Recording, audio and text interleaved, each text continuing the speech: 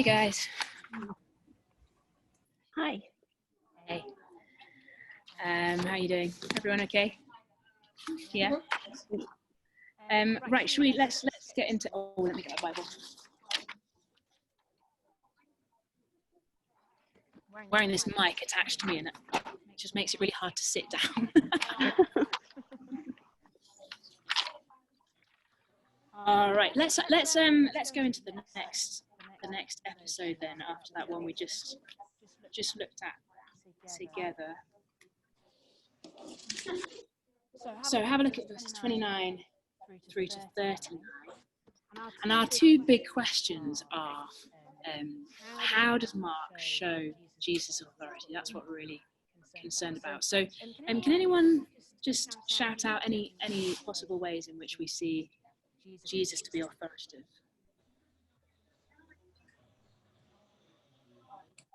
Well, no one questioned him. You know, he said, let's go. And no one said, where are we going? When will we be back? What do I pack? Yeah. Yeah. It's really in very Mark-like ways. It's very immediate, isn't it? Yeah. Just healing Simon's mom's fever.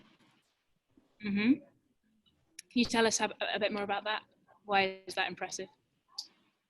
Well, first of all, Andrew and Simon are like, Mom, you have to meet this guy. You're sick. Meet him.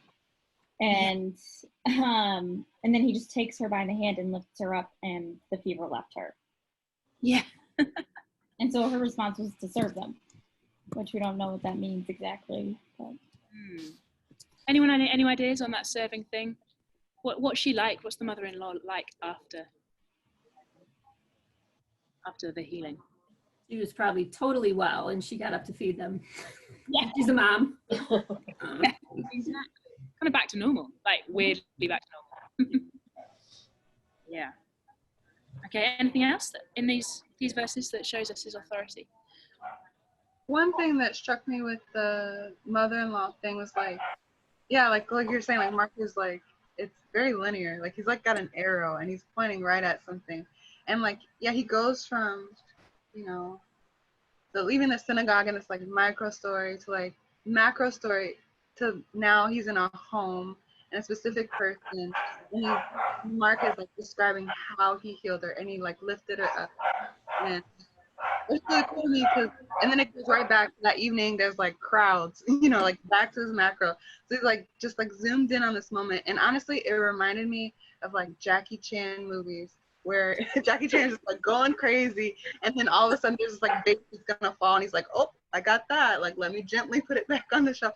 And I was like, oh my goodness, the reason why we love that, it's like Jesus is just on top of everything, like he's got like the big picture and he's got like the crowds and he can handle all of that pressure, but he doesn't get like the little things aren't lost on him. He can like stop and like help the caterpillar, get out the leaf, while he's like going around with his like massive knife and like chopping down trees, So, it's amazing kind of humility and compassion in that, isn't there? He's showing love for the individual. But let's talk about the crowd. So love that. That's going to stick, the Jackie Chan. So let's talk about the crowds. Anyone knows from the crowds, how do the crowds show us to the more macro level? How does that show us his authority?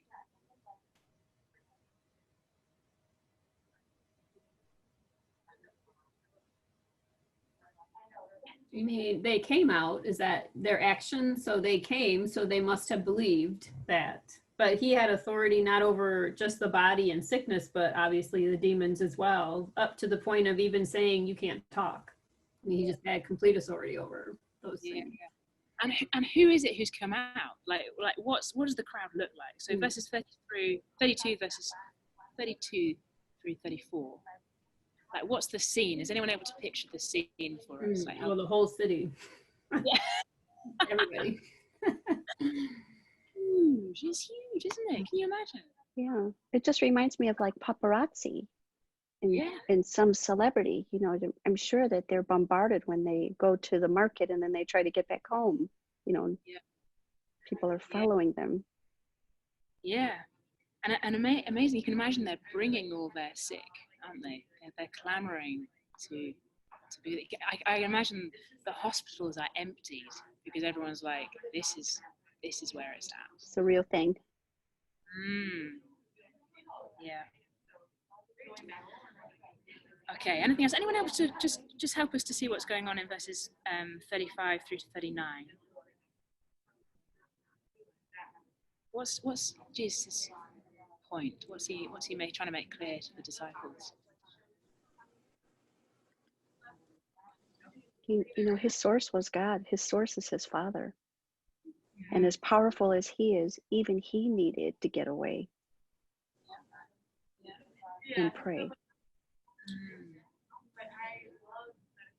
Well, and we see this coupling too of like preaching and doing works. So it's like it's kind of the same thing as like 21 through 28, and then he does it again, preaching in their synagogues and casting out demons. And actually, he does it again later with the paralytic man, where he talks about like your sins being forgiven, and then he ends up healing him. So it's like this coupling of the word and then the works to like substantiate or to like go along with it, I guess. And it's nice that like he's not just sticking in one place. It's not just for one people or one locality. It's for everybody. Yeah. And is anyone able to really help Christy? Can anyone able to help to draw that line between what's going on? Why so much preaching along with so much healing? So you were saying, Christy, something to do with substantiating. Can you just like build on that a bit, or is anyone able to build on that? What's the deal? Like, why is he so bothered about both of these things? Well, I think not anybody can do works, but like there's like a showiness, because it's like I don't even know that that the whole city, like they don't all believe in him, but there's like a spectacle going on. So it's like, and like what you said earlier, when he like tells people to kind of be hush hush about the healings, it's like it's not about the healings, but they're so showy and they're so impressive that can turn into like the main point, and that's not the point. The point is that the kingdom has come and he has authority in the kingdom. The works just demonstrate an aspect of that, but like really he is the word incarnate, and like that's the big deal, not the works. Yeah. And we see it really clearly, don't we, in verse 38.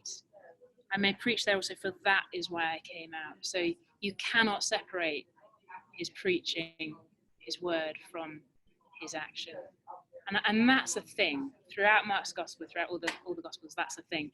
So when we're thinking about Jesus' authority, we've got to be thinking about his teaching just as much as anything else. Yeah. Okay, so on to the next thing. So 43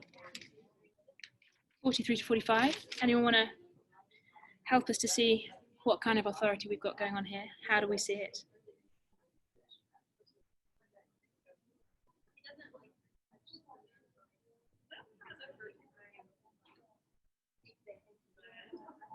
I just did a comment in that it's interesting that when he tells the people, like he does have this authority, but then like when he tells the people like not to talk about it, they do anyway. Like, so that's interesting that they don't kind of like listen to him on that point. Yeah. Yeah. Maybe he sternly told him. Right. Sternly.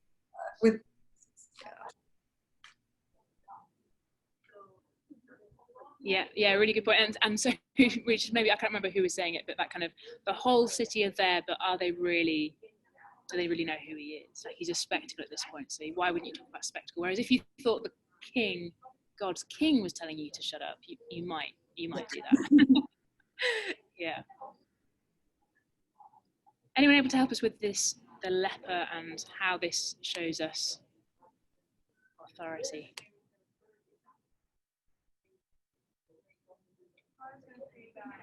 It's just such an interesting combination of authority and kindness as well. When I try to think about leaders that we know, that's a good leader, someone that is smart and yet humble. And throughout this whole thing, it's always powerful and gentle, stern, and he had pity. Amazing. Yeah, let's see how we see those two things. So the power and the kindness. So you're saying pity, he says in verse 41, moved with pity. Moved with pity. Moved. How do we see his power? How does this episode show us his authority and power. Well, and I mean, he touched the leper, which shows that like he's not at all concerned of getting leprosy. Big deal at the time, wasn't it? Because at the time they had leper colonies and everything. That's total isolation. Yeah. I think there's also this idea of like he has authority over like the spiritual realm and he has authority over illness, but there's also the idea of like he can make the unclean clean, and that idea of like ritual purity. So like he can restore people to, now he does have them go show themselves to the priest, but like he has the ability and the authority to like restore that ritual purity so that you can go be in God's, not in God's presence at the time, but like with God's people and like full fellowship in God's worship in the way that he ordained it. So he has that ability to restore that, because like the lepers, they weren't allowed like near anybody until they like had that, they went through that like ritual cleansing themselves and showing themselves to the priest and all that. So that's like kind of like a little bit of a foreshadowing of like him paving the way for us to like have access to the Father through his death. Yeah, really helpful. So it's almost, you've almost got two things going on here, haven't you? You've got the kind of the physical healing of the leper, but you've also got a picture of something bigger going on. Yeah. Okay, so far we've got Jesus' authority is seen through people following him without question. We have the authoritative teaching. We have the kicking out of the demons. We have the healing of the mother-in-law. We have the clamoring of the whole city who are just eager to see him. We've got the leper. We've got the picture that is of something more. I mean, it's kind of compounded, isn't it? It's like overwhelming authority. Okay, let's turn to this last, well, not last, but chapter 2, verses 1 through to 12. Now, I know this is one of those ones. I'm sure we've all heard talks on this passage. It's one of those, isn't it, where it kind of is well known. But let's think about it in these terms. So how does Mark show us Jesus' authority in this passage? What kind of authority is it?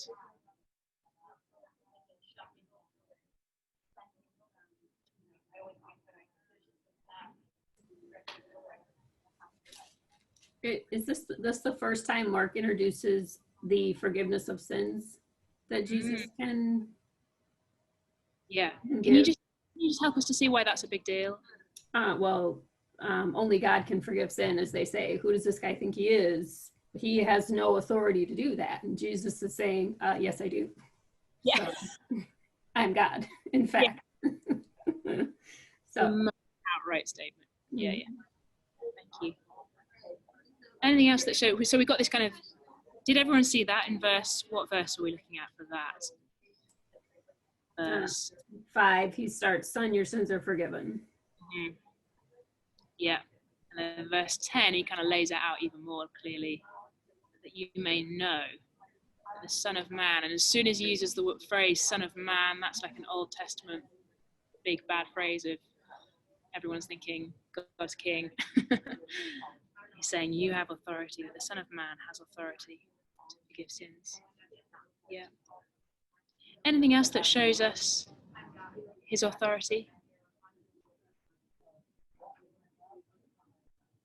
He's kind of like setting boundaries here, or like distinctions, and distinguishing and separating the miracles. Like he said, your sins are forgiven. Like he's showing that you can have one without the other, which kind of goes both ways. Like you can be healed and your sins not be forgiven. Whereas like for this man, if he would have stopped with just the forgiveness of sins, he would have continued to be a paralytic, and that's okay too. Like he's showing that like both are impossible with man and that you can have one without the other. So why does he do the healing? Like why does he, as we've been saying, the forgiveness of sins is a huge deal. So why does he do the healing? Anyone see from the passage how we know that, or why he does it? Well, he's kind of proving a point here. So he starts it off by saying, so which do you think is easier, to just tell someone that they're forgiven, or to heal them and make them walk again? And then after he's already told them that they're forgiven, he's like, by the way, get up and walk. So it's kind of, he's kind of proving like I can forgive him because I can also heal him. Mhm. And so he's proving his authority in that. At least that's because at first I was like, wait, yeah, which one is easier when he asked that? But I guess, Yeah. Do people see that? Does that make sense? What Heather's saying there? Yeah. So it's kind of it adds authority, doesn't it? So we've kind of got this compounded. Just the kingdom is very much on show, and the king's authority is really evident. And as we're going through, Mark's just kind of powering through, and the authority is kind of compounding on top of each other. And by the time we get to that bit, as he forgives this guy's sins, we're thinking, yeah, I can see that that's right. Whereas if that is interesting, because if that had been put at the start, we might be like, yeah, not sure about that yet. It's an interesting kind of the way that Mark's on it. Anything else that we should be talking about from this passage? Anything that surprise you or strike you that we haven't mentioned from any of these passages? Are we talking about the entire passage for this week? Mm-hmm. Yeah. One thing that stuck out to me was back in verse 34, is that like he would not permit the demons to speak because they knew him. And I think it's important to maybe point out that his authority was already like known and established. He wasn't like a conquering king who was like trying to like make headway in a new region of the world. Like he's already conquered. He already has the authority, and the entire spiritual realm was already well aware of it. It's just the people who are the ignorant ones. So the fact that they like already knew who he was, they knew he was the Son of Man. He had the authority to forgive sins and all of that. And he hushed them, and they obeyed. Yeah, really. Yeah. Yes. Can we dive a little deeper? Oh. Yeah, so go for it, Heather. Can we just dive a little deeper into understanding? I'm asking why he doesn't want them to speak because they know him. Because if they know him already, then it's likely they could say good things about him. But is it because they could lie about him? I guess why would he want to quiet them? I don't think it's a fear about what they're going to say about him, because I don't think that will affect Jesus' standing in any way. So it's not that, because Jesus knows already that he's going to die. So that's going to be a fall in his standing in worldly terms anyway. But in terms of, as we saw in 38, let us go on to the next town that I might preach there also, but that is why I came out. And in many ways, as people are talking about the spectacle, as people are going, hey, this guy, he's doing these amazing tricks, he's really quite something. And the crowds are coming and everyone's talking about him as being a healer. And possibly he's not able to do all the teaching that he wants to do, or he's kind of being crowded out by all these people. And actually, that's not why he came. So if everyone, and as you say, everyone is talking about him, or someone was saying, everyone's saying it anyway, but the point that he's saying of like, I don't want you to talk about me now, I don't want you to tell anyone about me now, but then later on, as he turns towards Jerusalem, as he turns towards his death, like the main reason as to why he came, the reason he came, then everyone can talk about him. So there's a kind of a clarity in why he's here, I think. And it seems that when you have all these crowds and you have all this action and the kind of Marks immediately, the danger is that it all just gets like just lost in translation. Does that make sense? Yeah. It's one of those ones. So as I'm reading any book in the Bible, I've always got about a list of questions that I'm writing down as I'm reading it. And this is a question which comes up every time. Like I've read Mark a number of times, and every time I come back to that same question, and I don't know the full answer, but I think that's kind of my best guess at the moment. All right, we're going to come back together, so I'll see you in a bit.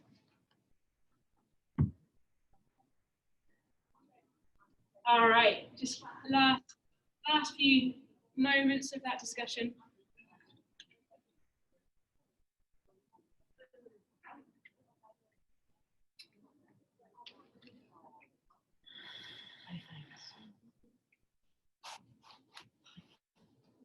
Now your head's Just not mine. torso. Yeah, no, I think my face is better. All right. I don't know whether you felt it when you were reading through this in your prep, and whether you were doing that chart in your prep books. Did you get the emotion and the feeling as you're going through these passages? It's kind of compounded all the more by Mark's immediately. He moves on. He doesn't really give us a chance, does he? He's like, quick, on to the next one, on to the next one, on to the next one. We had it convened compared to Jackie Chan over here. But there's a kind of an element of this is just go, go, go. And as I don't know whether you felt it, but hopefully we're feeling more and more excited. This is the King in action. And as we're seeing him in action, we're catching glimpses of the kingdom. I was talking with I've got two sons, a 3 and a 4-year-old, and I was saying, I'm going to Bible study tonight.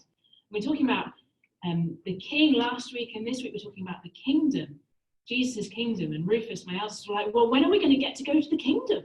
We should go now. Let's go now to the kingdom.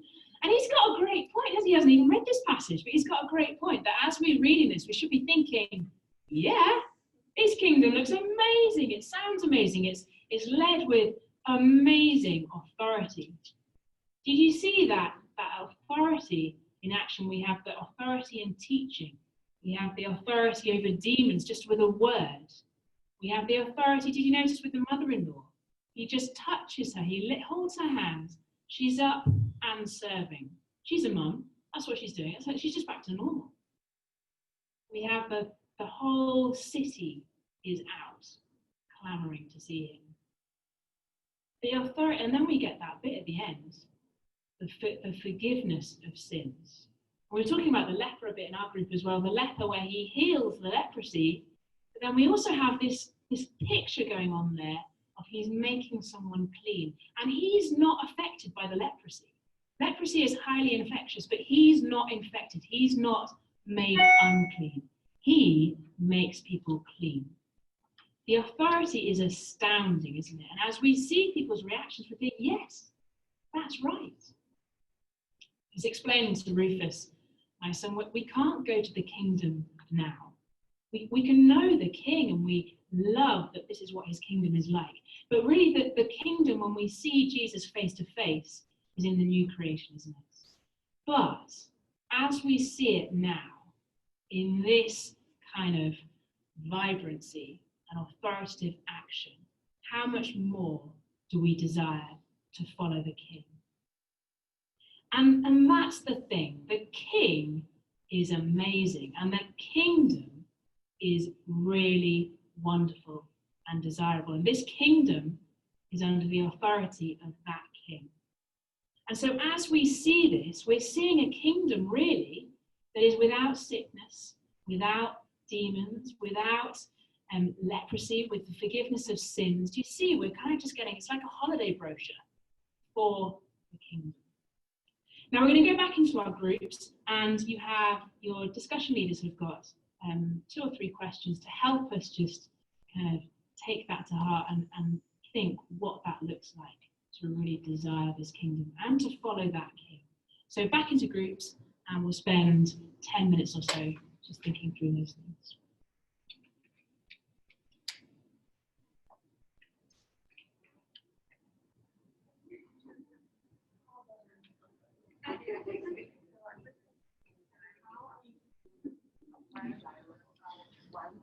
Oh, I keep on forgetting to turn on my... You could hear all that, could you? Yeah. Yes. All right, so we've got... so when we're looking at the bookends, we were thinking about the people who were following him. Now, having seen these episodes, compounded authority, seen the king, how does it make us understand more that we might follow like those people?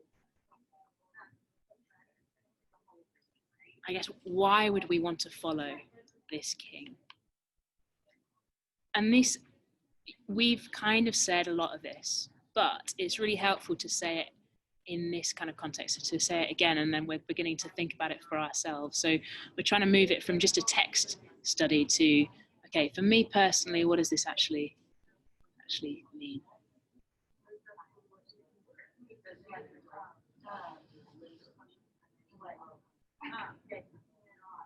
Well, I think as somebody was saying before, it's he just demonstrates, radiates like power, just but tempered by this like compassion, right? And so again, that's kind of rare to see, and somebody that you really might want to follow. There's not a lot of there doesn't seem to be a lot of fear there, but more just like kind of like wonder and just awe and just like being in his presence, I guess, just like certainty that this is somebody who like I know to follow, like I know I want to follow.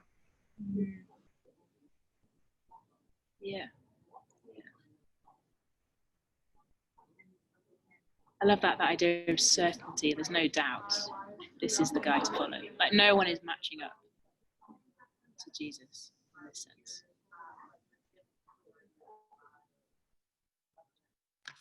I'm gonna draw a Lord of the Rings analogy. I'm sorry if you're not familiar. That like there's like these two sides. It's kind of like the Jackie Chan thing that Novella was talking about, where it's like he does all this awesome stuff, but like his character is shown in the small things as well. And so like people are always attracted to power, and there's always a draw to follow the side that you think is going to win. Everyone loves a winner. It's like Saruman can't resist going with Sauron because he's like, it's inevitable. He's going to win. I'm going to be on the winning side. And like all people are drawn to that. So there's definitely this like, well, if he's going to win, I want to be on the winning side. Sorry, that sounds ugly, but it's true. Mm-hmm. But then you also have this other side of like, you also like want the one who is like right. You want to follow the one that's right, the one who's good. You want to follow the Aragorn. Like even if it doesn't seem likely that he'll win, because he should be followed. And so you kind of have like the both of those things where it's like the inevitability of like the winning and the success, and everyone loves a winner. And you also have the like, yeah, but he's the one who like should be followed, even if he wasn't going to win, which he will. And so like you kind of have both of those things. So he's kind of like the ultimate king. It's like inevitable victory in addition to this like flawless character and the person you want to pledge your fealty to. Yeah, that is such a helpful. I don't even know Lord of the Rings very well, but I feel like it's helped. Get that. Yeah, I love that. We want to be on the side of the winner. We want to be on the side of the right, and this is the marrying of those two. Yeah.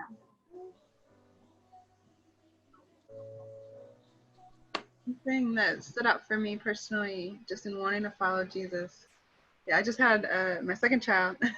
So ordering my days is very hard, and not getting lost on the little things or getting overwhelmed by the big things. Like Jesus, like if you're going to follow someone, if you're going to get in the car with someone, you want to know you're not going to get lost, and Jesus just got this like militant, laser-like focus. And like, yeah, like we keep saying that he's very compassionate and tender. So he's not just like a bulldozer, right? But like, yeah, he's not going to get lost. There are no unnecessary pit stops. Like everything has purpose and intention, and where he's stopping, he's not going to delay, and if he does, it's got a reason and it's worth it, so like, just, yeah, that's something that's standing out for me, like why I want to follow Jesus.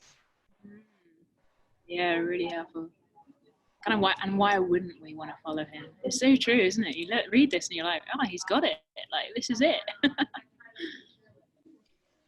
Well, and then for me, what stood out was he's the ultimate forgiver of sin.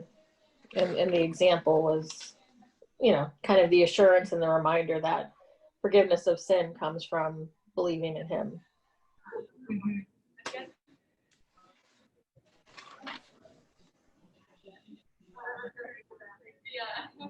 It kind of builds on the compassion and humility that we saw last week as he speaks and says, repent and believe.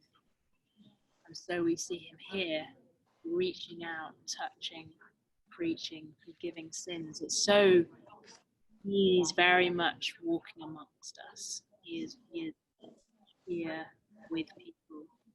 love that kind of reality to it. And I love, the more convinced I am of Mark's kind of reliability and the eyewitness account and the kind of historical reality of this, the more amazed I am that God's King like was here and amongst us. Like people just like us. He's doing this. It's incredible. And so it isn't, I don't know whether you noticed this, but as you then read verses 13 and 14, chapter 2, verses 13 and 14, and you see Levi following him, it does make more sense, doesn't it? It's kind of like, yeah, Levi, get with the plan. This is the winner. He's the right guy. He's in charge. Authority. And you kind of lose sight of, oh, well, like Levi's leaving behind a pretty wealthy livelihood, as are the fishermen. Well, I don't know how wealthy they are, but it's risk. But it feels like the risk is reduced as we see his authority in action. The question we're trying to, and this is one to just think really, I think in your own time, is every week we're seeing more of Jesus, and we want to be thinking, well, what are we enjoying about Jesus in these verses?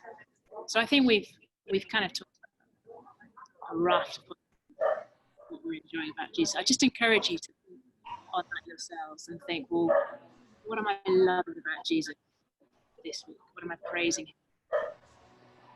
I'm going to put us back together so we have time to pray together as well. But have a bit of thinking of your own on that.